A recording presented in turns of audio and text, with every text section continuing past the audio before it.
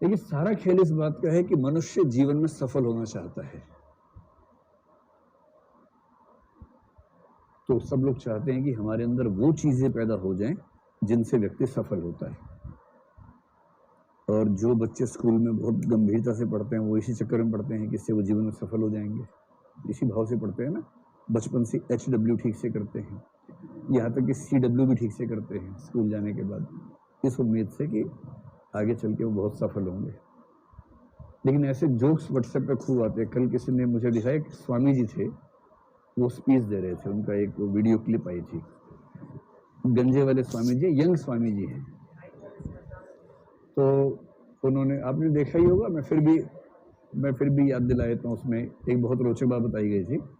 उसमें क्या था कि स्कूल में या कॉलेज में 5 तरह के बच्चे होते हैं।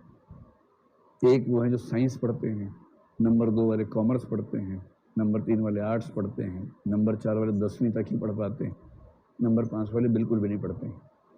ठीक। और जीवन में सफलता का क्रम इसका विपरीत रहता है उस वीडियो के हिसाब से। वास्तविकता नहीं पता मुझे, उस वीडियो के हिसाब से। तो साइंस पढ़ते हैं वो इंजीनियर बनते हैं, और इंजीनियर बन के कुछ बड़ा काम करते हैं, मतलब कोई सड़क बना दी, पुल बना दिया, वो सब करते हैं, सॉफ्टवेयर बना देते हैं। कॉमर्स वाले जो उनकी तुलना में थोड़े से कमजोर थे, औसतन, हर व्यक्ति की बात नहीं हो रही है, कुछ लोग तो महान हो सकते हैं उनमें, वो MBA कर लेते हैं और फिर MBA के अंडर इंजीनियर काम करता है। आर्ट्स वाले उनसे भी खराब होते हैं। ये मैं कह नहीं रहा हूँ, उसमें कहा गया था, मैं खुद आर्ट्स वाला हूँ। और आर्ट्स वाले IAS बन जाते हैं, IAS के अंडर MBA काम करता है और MBA के अंडर इंजीनियर काम करता है। जो 10वीं में फेल हो गए थे वो नेता बन जाते हैं, फिर नेताओं के अंडर IAS काम करता है और फिर वही चेन चलती रहती है। और जो कभी स्कूल गए ही नहीं वो स्वामी बन जाते हैं, बाबा बन जाते हैं, और बाबाओं के अंडर नेता काम करते हैं, नेताओं के अंडर IAS काम करते हैं, IAS के अंडर MBA के अंडर इंजीनियर। तो बताओ आप में से कौन कौन इंजीनियर है? लेकिन ये वो वाले इंजीनियर है जो IAS बनने वाले हैं, जिसका मतलब ये 2 स्टेप और ऊपर निकल जाएंगे और उसके बाद फिर नेता वेता बनेंगे तो और बड़ी बात हो जाएगी। ये बात भी सही नहीं है ना, ये बात भी हंसी मजाक वाली बात है।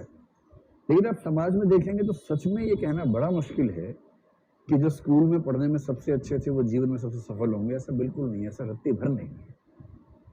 स्कूल कॉलेज में जो पढ़ने में बहुत खराब थे उनमें से कई लोग जीवन में इतने सफल हो जाएंगे, और जो पढ़ने में बहुत अच्छे थे उनमें से कई लोग जीवन में इतने औसत रहेंगे कि आपकी एकेडमिक क्वालिफिकेशंस, आपके स्कूल कॉलेज की उपलब्धियां और आपके जीवन की सफलताओं में लिंक सीधा है नहीं। इसलिए दुनिया का हर समाज सोचता है कि हमें सफलता का लिंक समझ में आ जाए तो हम उसी पे काम करें। तो सफलता किस चीज से मिलेगी, इस पर सोचते सोचते अंत में एक शब्द पे बात आके टिकी है, वो है एप्टीट्यूड। कि एप्टीट्यूड से आप अनुमान कर सकते हैं कि व्यक्ति की सफलता कितनी जीवन में है, और ये अनुमान कर सकते हैं कि कौन से क्षेत्र में व्यक्ति जाएगा तो सफल होगा। और इस वजह से सफलता की भूख ने ये मजबूरी पैदा की कि हम एप्टीट्यूड को समझने का प्रयास करें। और एप्टीट्यूड क्या है? एप्टीट्यूड की सारी स्टडीज, जो एक आपने व्याख्या पढ़ी ना, हार्वर्ड गार्डनर वाली व्याख्या, थियरी ऑफ मल्टीपल इंटेलिजेंसेस, आप यूं समझें कि गार्डनर की व्याख्या मूलतः इसलिए बनाई गई थी ताकि एप्टीट्यूड की समस्या का समाधान हो जाए। मैंने उस समय भी ये बात कही थी आपसे, समस्या थी एप्टीट्यूड को पहचानने की, समाधान के तौर पे आ गई थियरी ऑफ मल्टीपल इंटेलिजेंसेस।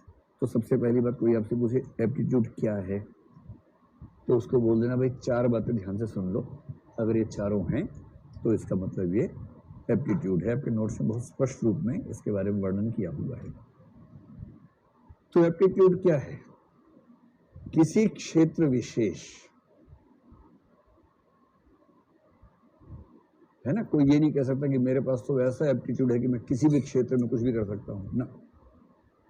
किसी क्षेत्र विशेष, या क्षेत्रों का समूह भी हो सकता है कि आप इन 2-3 क्षेत्रों में आप अच्छा काम कर सकते हैं, ऐसा हो सकता है। किसी क्षेत्र विशेष में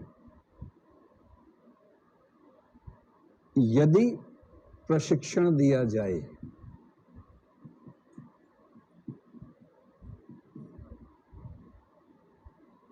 यदि प्रशिक्षण दिया जाए, है ना, केवल ऐसा नहीं कि बस यूं ही मनाया मुंह उठा के चल पड़े, तो उस क्षेत्र विशेष का कौशल सीखने या अच्छा निष्पादन करने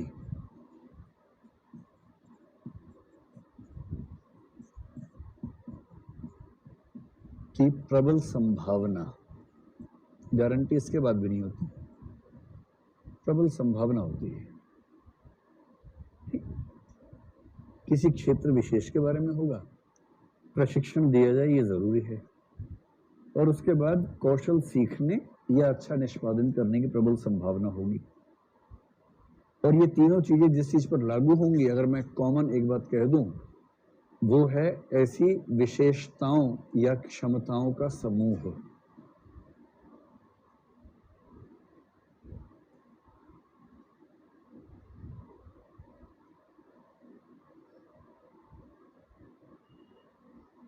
अभी बात पूरी हो गई।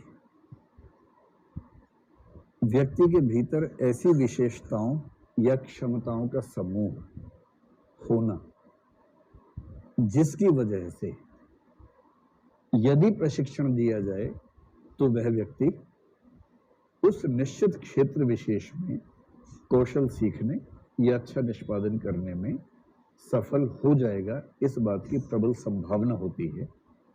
इसे बोलते हैं एप्टीट्यूड। बात समझ में आ रही है आप लोगों को?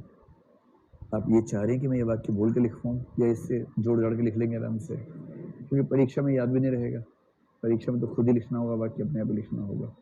ठीक, तो मैं फिर से बोल देता हूँ अपने रिवीजन के लिए, ताकि मुझे ठीक से याद हो जाए। तो पहली बात, किसी व्यक्ति के भीतर ऐसी विशेषताओं या क्षमताओं की उपस्थिति जिनकी वजह से यदि उसे किसी क्षेत्र विशेष से संबंधित प्रशिक्षण दिया जाए तो उसके कौशल को सीखने या अच्छा निष्पादन करने की संभावना अत्यंत प्रबल होती है। उन क्षमताओं या विशेषताओं के समूह को कहते हैं एप्टीट्यूड, यानी कि अभिरुचि। हाँ या ना? हाँ, बहुत बढ़िया।